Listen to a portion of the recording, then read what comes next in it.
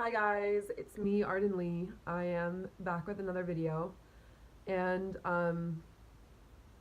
today's video is going to be a little bit different. I'm going to be speaking a bit on my experience, my feelings with the nature of grief. Um, I've just come from a couple hours ago of putting my cat down, Virgil, whom you may have seen if you've watched some of my videos. And I checked in with myself. I was like, do I really want to make a video right now? But what actually felt weirder and worse would be to just not acknowledge ever that Virgil was just gone. And if he just never appeared in one of my videos again, that would be weird. And, I made a post on Facebook, which was helpful for me in my processing. But not everyone who watches my videos reads my Facebook posts. And I wanted to make a video in part to let people know that he had passed on into the next life. But I didn't want to make a whole video just about my cat. So I wanted to speak to some of the feelings right now and some of the things that this experience has taught me. I'm not going to do my spiel in this video because I don't fucking feel like it. But if you want more information or you want to be connected, it's going to be in the description box, so you can go ahead and look there.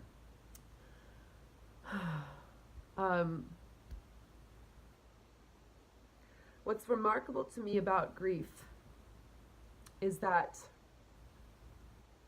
it's a negative emotion, but in so many of my videos, I talk about how to deal with negative emotions, and I talk about how to feel them and process them, and I also talk about how to move on from them and how to let them go and how to create circumstances in your life where you don't have to be feeling so much negativity. I create a lot of mindset reframes for people in order to get them unstuck from places that they feel are harmful or damaging or where they don't want to be. But the thing about grief is that, normally when I feel bad, I check in with myself and I'm like, what's making me feel bad? How can I fix this, or how can I adjust it so that I feel better? And most times that works really well. I can sit with myself and say, all right, where is this coming from? And write a whole bunch of stuff. And then by the end, I'm like, oh, I acknowledged it and I feel better. And today, wow, there's just no doing that. And that's fine. And that's perfect because there's nothing to fix. There's nothing to change. And I feel very lucky in that even though Virgil had been suffering some chronic health issues for the last year or two of his life, and indeed really throughout all of his life, he's always been a cat with a pretty weak immune system and a high metabolism, really had trouble putting on weight, always losing weight no matter what he ate, and he ate a lot, trust me. So I was always cognizant of the fact he also had a birth defect, which didn't affect his health, but which told me, I was like, this cat is probably has some birth trauma. He was probably the run to the litter, the way that he eats so much food and yet never gains a pound. And just from my interactions with him early on, he just was never the healthiest cat. And in the last year or two, especially in these last 9 or 10 months, he really, it was just getting more and more frequent that he was having health problems. I've taken him to the vet 7 times, I suppose, since at least, maybe even more, since just last summer, since less than a year ago. And even if I was in a bit of denial during those times, I was just kind of like, I've just got a sick cat. He does this. It's fine. I'll take him to the vet, get him on his normal antibiotics, anti-nausea drug, and an appetite stimulant so he starts eating again, and he'll be back to normal, because normally that is what happened. And and last week, sure enough, I was just like, oh, are you getting sick again? Why are you not eating? What's going on with you? All right, fine, let's take you into the vet. Let's get you your normal, everything that you usually do. And then it was like, normally I could expect to see a change within 2 or 3 days.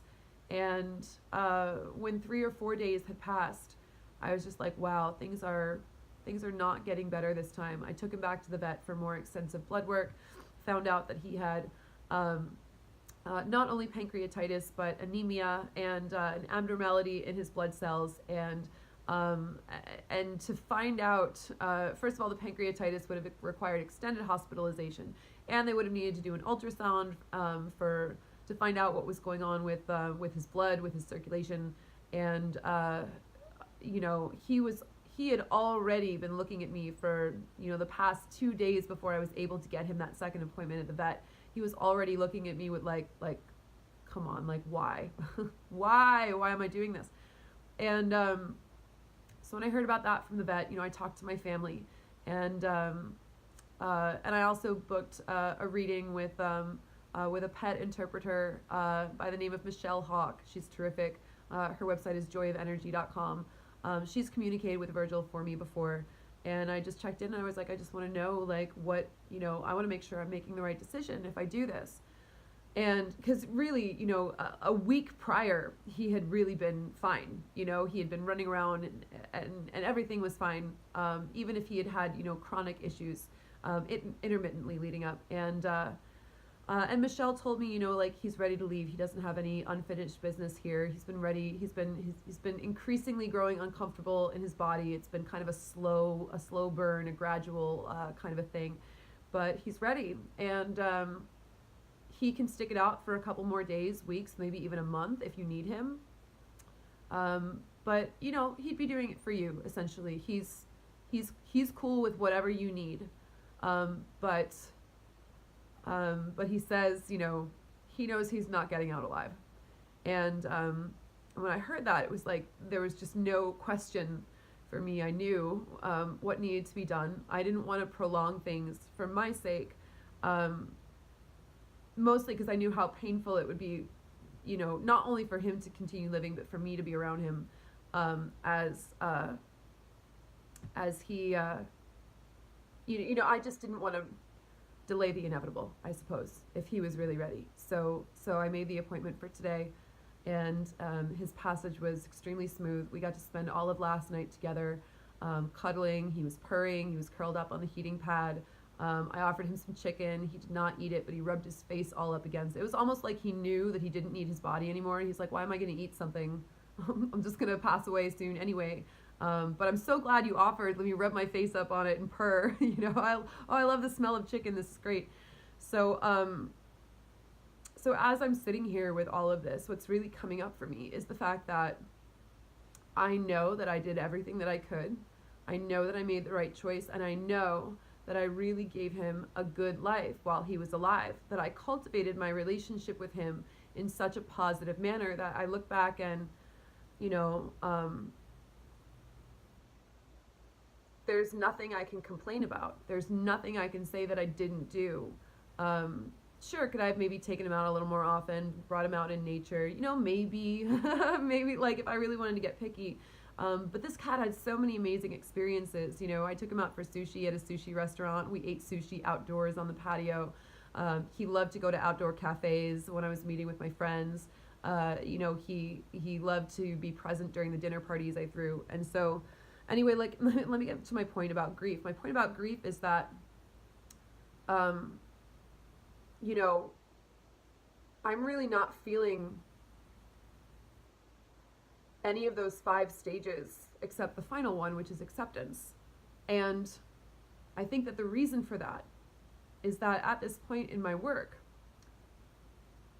I know myself and I know my emotions so well that you could argue that I was in denial about what was happening, about the fact that he was getting more and more frequently ill, and I didn't want to face the idea that he could someday pass away and that there would really be not very much that I could do about it. I kept having this in mind. I was like, well, if I just keep calling in more abundance and I'm making more money, then I'll be able to afford him fancier and fancier treatments, and he'll be able to live a long time. And that was, that was the paradigm that I was working under. And even, this week I spent a great deal of money on him at the vet. And, but ultimately, like, when it was his time to go, like, he just wanted to go. I don't think he would have even wanted an extended hospitalization and ultrasound and treatment. He was old, he was somewhere between 14 and 16. And he was ready to go. He didn't want to be there anymore. And there was really nothing that I could do about that. And once I checked in with my family was like, yeah, we think this is the right thing to do. And I checked in with Virgil himself via Michelle. There was just no question anymore. It just became a matter of, okay, how do we spend our last night together? How do I make sure that you have everything you need to have a smooth passage into the next world? And, and I asked Michelle about that. And, I sent Virgil lots of loving energy, and I was with him till the very last moment. And I'm really even though I'm grieving, I'm very much at peace. So, one of the things that I've noticed for myself over the years, not necessarily related to grief, but for a long time I related it to anxiety. I would have anxiety when I wasn't sure what to do. But I realized that once I had committed to a decision, I might have fear arise, I might feel anxious, but there was actually nothing to feel anxious about anymore because I'd already made the decision and committed to it. And knowing the decision that I wanted to make was a matter of discernment, was a matter of tapping into my own emotions and my own sense of knowingness for myself of what is best for me, and in this case, what was also best for Virgil. And once you've achieved that sort of self-knowledge, everything gets a lot easier.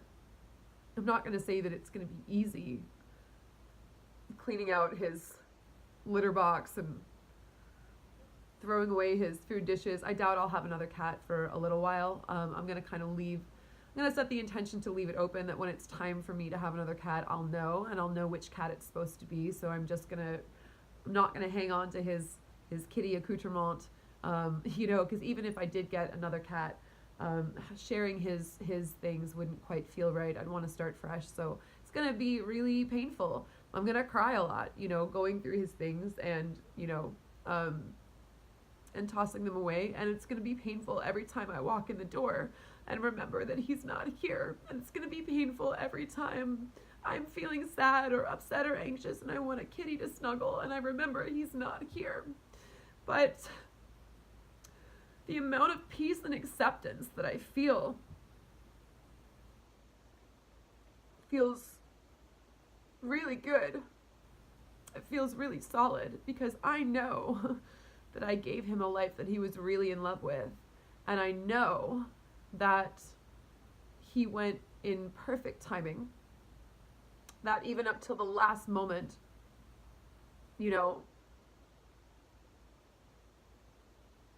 I feel perfectly at peace with exactly when everything happened. And I feel very much at peace with the last several hours I was able to spend with him, the friends that I texted in case they wanted to call him and say goodbye. And so there's such a peace that comes with understanding that all I have to do is just feel the grief that I'm feeling, that there's nothing to do, there's nothing to move, there's nothing to fix, and there's nothing to regret.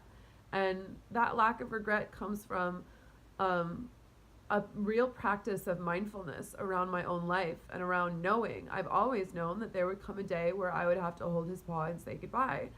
And so, that's why I did share my food with him, and that's why I did take him places, and that's why we had such a wonderful and deep loving relationship, because grief is so much easier when there's nothing that you're regretting.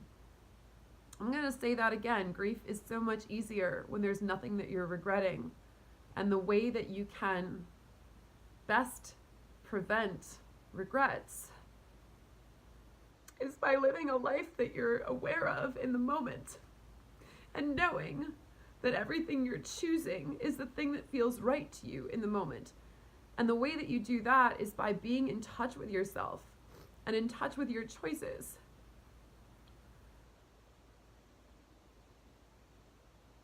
So I'm coming on here to say that I'm really happy about that part. And also, I'm not sure that this is something I really realized before today, before going through this experience, but even in going through something that is so painful, that is losing the companion that I've quite inarguably spent the most time with over the past 4 years. You know, the only creature who has lived with me, the only creature who has been around me for everything, and losing that presence. It's as painful as that may be. I'm so grateful for the fact that I'm able to feel so much peace with it, and able to feel peace with the fact that I know that his death at this point is what he wanted for himself, that I was able to support him in that choice, and that I feel quite confident that everything unfolded exactly that I was supposed to. And if I can convey that through these practices, I think the thing that I meant to say that I didn't realize before today is that it's been the work that I've done over the past several years that's allowed me to feel this free about it. Because it's been that work of bringing mindful awareness to my life and really going deep in my loving relationships and feeling deep in my emotions and being honest and really practicing what is right for myself and discerning away from things that are taking my energy into shit that doesn't matter. That's allowed me to come to this kind of peace. So if I can pass that on in any way, because grief is never any fun for anyone who's feeling it, but if I can pass that on in some form or another, then I'll be really, really grateful about that. Is there anything else that I want to say right now?